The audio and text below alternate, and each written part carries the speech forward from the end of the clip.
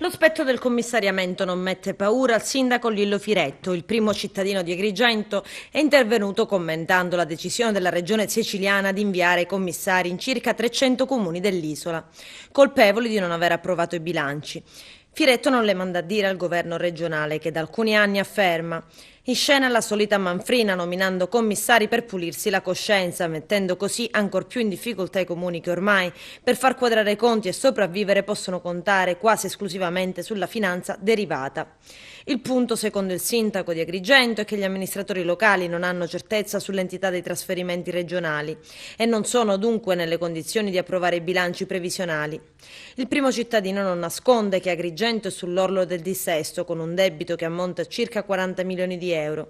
34 li abbiamo certificati appena insediati, prosegue Firetto, il resto è stato registrato negli ultimi 3 anni, risultato di debiti fuori bilancio del passato. Il documento finanziario relativo all'anno scorso, spiega ancora il sindaco, sarà varato con ogni probabilità entro la fine dell'estate, ma per il bilancio previsionale, vista l'assenza di certezza dei trasferimenti regionali, troveremo le difficoltà di tanti altri comuni siciliani.